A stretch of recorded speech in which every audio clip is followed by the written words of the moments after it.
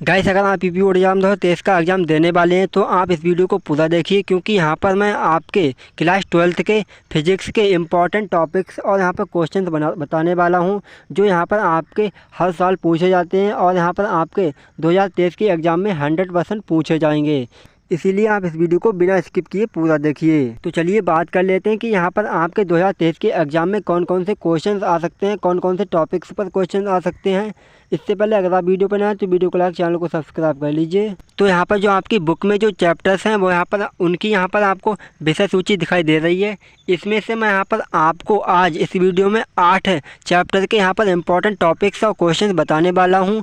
तो यहाँ पर जो आपका पहला चैप्टर है, जिसमें यहाँ पर आपको दिखाई दे रहा है टॉपिक, यहाँ पर आपको वैद्युत रोधी पदार्थ एवं चालन, इसके बारे में यहाँ पर आप पढ़ सकते हैं और यहाँ पर आप इसके बारे में क्वेश्चन बना सकते हैं।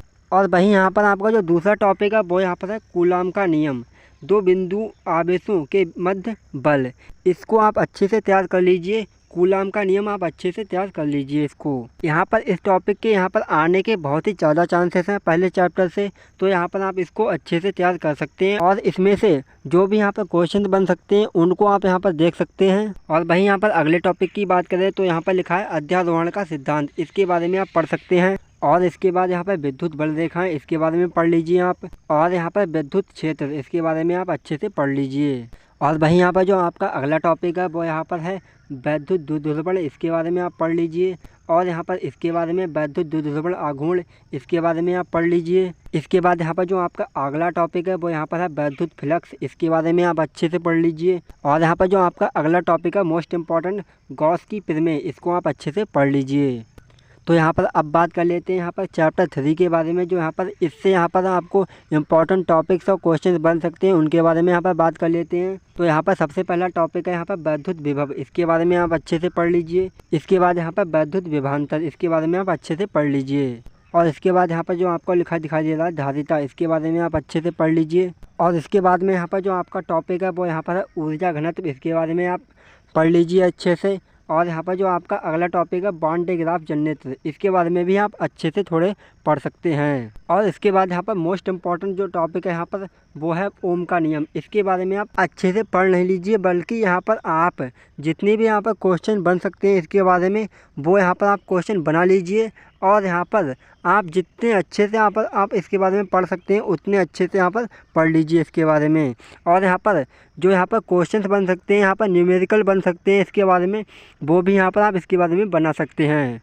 और यहाँ पर अब बात कर लेते हैं चैप्टर 4 के इम्पॉर्टेंट टॉपिक्स और क्वेश्चंस के बारे में। यहाँ पर पहला टॉपिक है यहाँ पर वैद्युत धारा, इसके बारे में आप पढ़ लीजिए अच्छे से।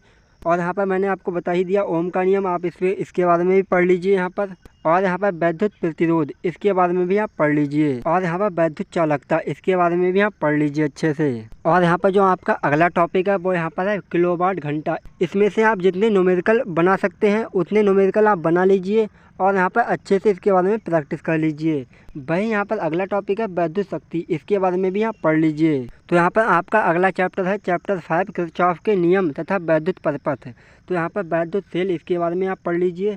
और यहाँ पर जो मोस्ट इम्पॉर्टेंट है किरचॉफ का नियम, इसके बारे में आप अच्छे से पढ़ लीजिए। और यहाँ पर इसके बारे में जो न्यूमेरिकल यहाँ पर बन सकते हैं वो भी आप बना लीजिए यहाँ पर। और यहाँ पर जो आपका नेक्स्ट इम्पॉर्टेंट टॉपिक है वो यहाँ पर है व्हीटस्टोन सेतु, इसके बारे में आप पढ़ लीजिए, न्यूमेरिकल बना लीजिए। और इसके बारे में जो भी आप क्वेश्चन यहाँ पर देख सकते हैं वो यहाँ पर शॉर्ट आंसर टाइप क्वेश्चन यहाँ पर बना सकते हैं। वहीं यहाँ पर अगले टॉपिक की बात करें तो यहाँ पर है मीटर सेतु, इसके बारे में भी आप पढ़ लीजिए। और यहाँ पर जो आपके शॉर्ट आंसर बन सकते हैं इसमें से वो भी यहाँ पर आप पढ़ लीजिए। तो यहाँ पर आपका अगला चैप्टर है वैद्युत धारा के चुंबकीय प्रभाव, इसके बारे में आप पढ़ सकते हैं, पढ़ लीजिए यहाँ पर वैद्युत चुंबकीय क्षेत्र, इसके बारे में।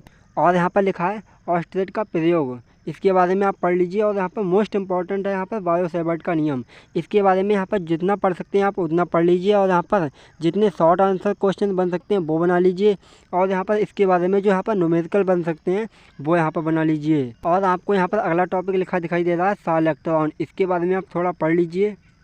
और यहाँ पर आपका अगला चैप्टर आ गया चैप्टर 7 धारा लूप पर बलयुग्म का आघूर्ण चल कुंडली धारामापी, तो यहाँ पर आप इसके बारे में पढ़ सकते हैं। और यहाँ पर आप चल कुंडली धारामापी, इसके बारे में आप पढ़ लीजिए। वहीं यहाँ पर आपका अगला चैप्टर है चैप्टर 8 पृथ्वी के चुंबकीय क्षेत्र, इसके बारे में यहाँ पर लिखा चुंबक एवं चुंबकत्व, इसके बारे में आप पढ़ लीजिए। और यहाँ पर लिखा चुंबकीय द्विध्रुवण आघूर्ण, इसके बारे में आप पढ़ लीजिए अच्छे से। तो गाइस यहाँ पर आज की वीडियो में इतना ही, और जो यहाँ पर टॉपिक्स बचे हैं और यहाँ पर जो आपके चैप्टर्स बचे हैं उनके बारे में मैं आपको अगली वीडियो बनाऊंगा, उसमें आपको बता दूंगा। तो गाइस इस चैनल को आप सब्सक्राइब कर लीजिए ताकि यहाँ पर जो आपके और वीडियो मैं अपलोड करूँ यहाँ पर इंपॉर्टेंट टॉपिक्स और क्वेश्चंस के बारे में वो आपको मिल सकें।